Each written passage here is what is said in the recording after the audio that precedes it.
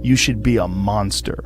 He said you should be a monster, you should be ruthlessly ambitious, and then learn how to control it.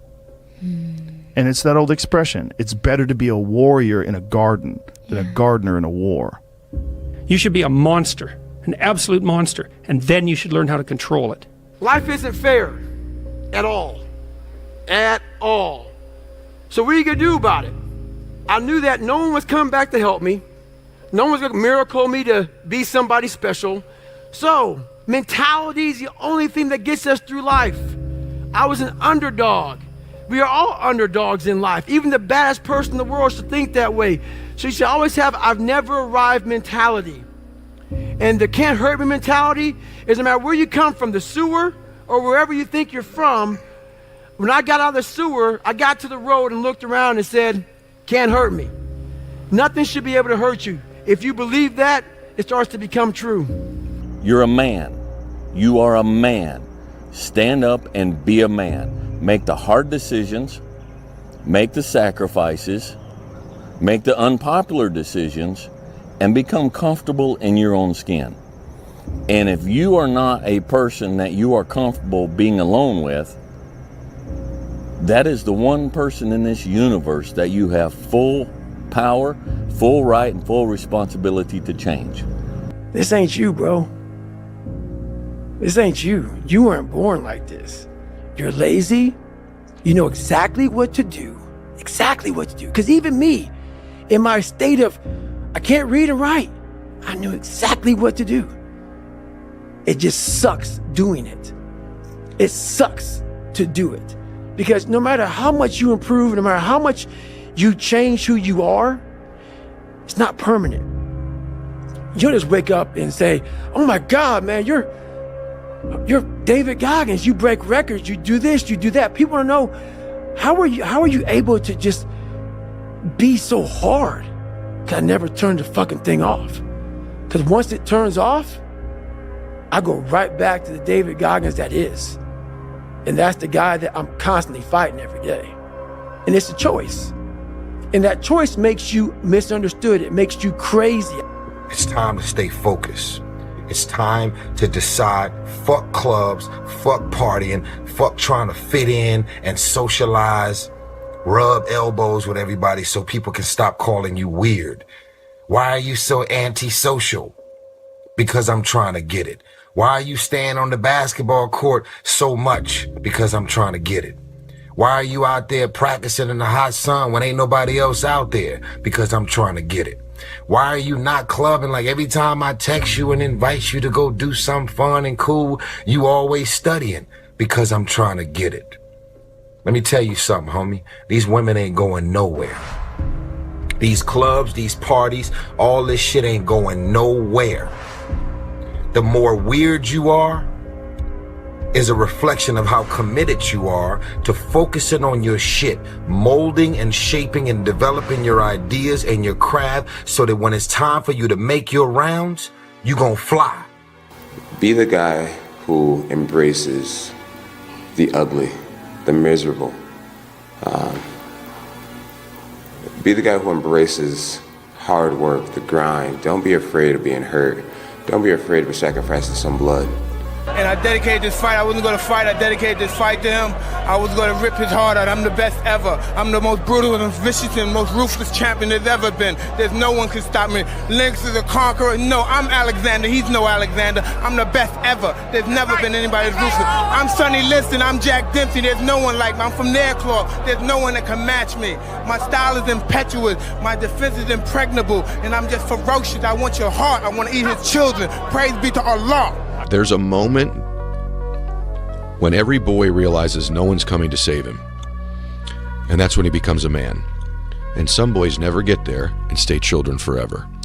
People only root for people who don't need it. Like the amount of times when I was on my lonely path where I was too different from the friends that I had, but not successful enough to be friends with the people that I wanted to be friends with. That's when you want people to root for you. That's when you want people to support you. Once you've already won, people are like, he's amazing, he's so good. But like, that's the time when you need it the least. And so you always have to be the person who roots for you before everyone else does. And it's usually a single clap in the auditorium for a very long period of time. It is a slow clap that's just you rooting for you.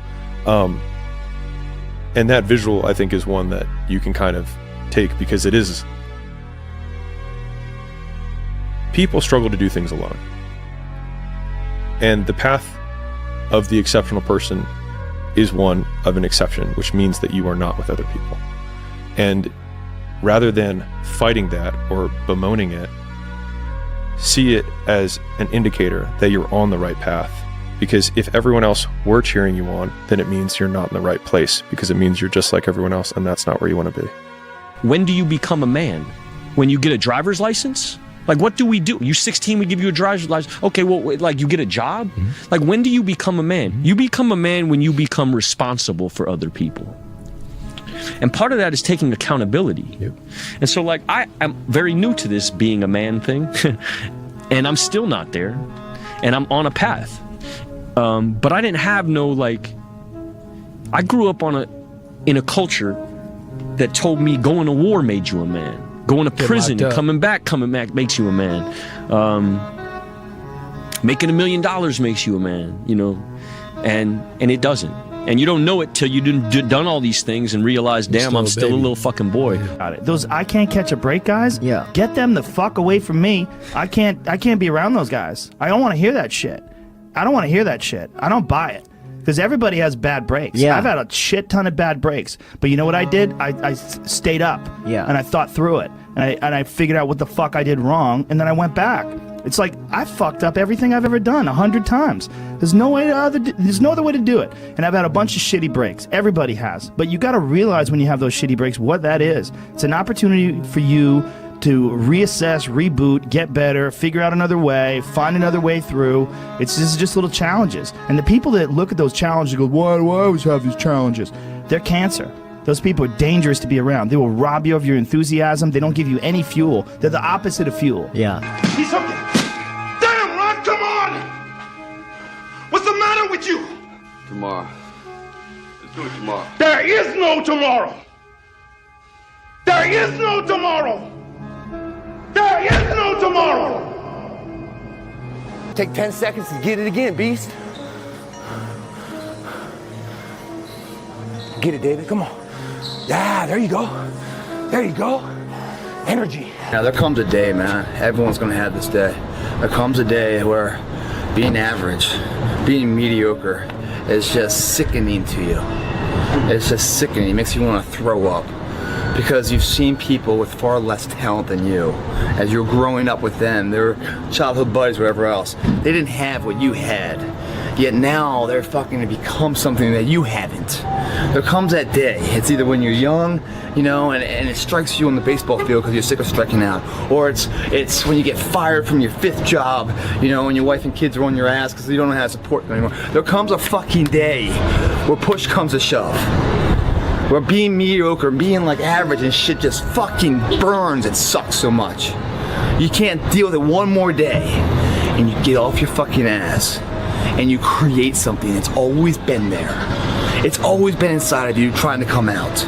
But you've never wanted to unwrap it because it's too much fucking pain and commitment. Give them this message that it's okay to be a man. It's not okay. It's necessary. What the hell are we going to do without men? You look around the city here, you see all these buildings go up. These men, they're doing impossible things. They're under the streets, working on the sewers. They're up on the power lines in the storms and the rain. They're keeping this impossible infrastructure functioning. This thing that works in a miraculous manner. They work themselves to death, and often literally. And the gratitude for that is sorely lacking, especially among the people who should be most grateful. Be a dangerous man. Now, being dangerous is not being a threat. They're two different things. All right? And it's not about going out and lifting weights and getting a bunch of tattoos and wearing leather jackets and walking around with your chest and shoulders up, hulking around saying, I'm dangerous. That's very rarely is that a dangerous man. Often the most dangerous man in the room is the quietest man in the room. Do you fear anybody? No. No. If you're willing to fight me, we can fight, no problem. Come and try me, anyone. Hard times create hard men. Hard men create soft times. Soft times create soft men. Soft men create hard times. We are now around soft men in hard times. I'm a big fan of power follows the blame finger. So like wherever you point the blame finger is where the power follows. And so it's like if you point it at the government has the power. If you point it at your spouse and say like it's their fault that I'm not in shape, it's their fault, they never let me do anything, it's like, well, you're giving them all the power. And so it's like until you're like it's my fault, it also becomes my responsibility. What is? What if it's not your fault? It doesn't matter. And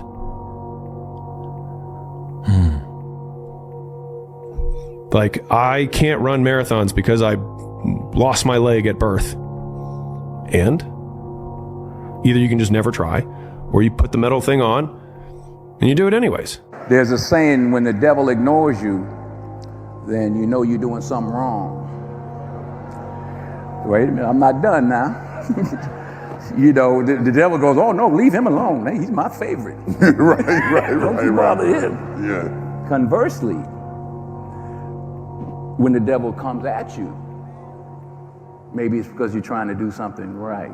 It's easy to give up. You know, Hell it's yeah. easy. It's the easiest thing in the world to do. I'm done. I ain't going. I ain't gonna keep going. Yeah, I don't feel like going to work. I'm done. Yeah, man. It's easy. It's very easy. But what's hard is going, yo, yesterday I got nothing from working as hard as I could. Nothing happened from that. I'm gonna do the same thing again today, but I'm gonna try to go harder. That's the hardest thing in the world. To get up every day and give 100% and be in the same position that you were each day, but mentally know that you're trying and trying and trying. That's a real grind. I knew it was there, but you never wanted to embark on it until something fucking hits. You get fired or somebody else gets success, remind you of what you could have been. And then the fucking spark is born. And no matter what happens, I'm never gonna be in this boat again. And you get up and you go, even if it gets knocked down, you just keep going, you're a wild man. And life has never been so sweet. That can happen at an early age, it can happen at a later age. It's gonna happen to somebody no matter what, it's gonna happen to you. And when it does happen to you, thank your lucky stars that finally you're alive. It's time to unwrap the potential you can be. Superior, man. It's within you. It's within every single one of us. And the people that have risen to that level were no different than any one of us. It's just they believed it and they're willing to work their fucking ass off to get it. Still waiting for a big smile out of you. You're up 2-0. What's the story? Are you not happy, or you're only half happy, or? Still to be happy about. You're up 2-0. Job's not finished. Job finished? I don't think so. Okay. A lot of pain in Troy's life is a result of the pain and the damage from his father that he then visits on his son. We have to, as black men, be mindful of that. Sometimes it's unfair, and sometimes we take it out on those we love. And I'm guilty of that frustration that we all have. But we have a responsibility and a duty to be fathers, not to just make babies, but to be real fathers. And you can't expect any good to come to you if you don't visit any good on your son or your daughter. So, be a man. Congratulations. You achieved failure.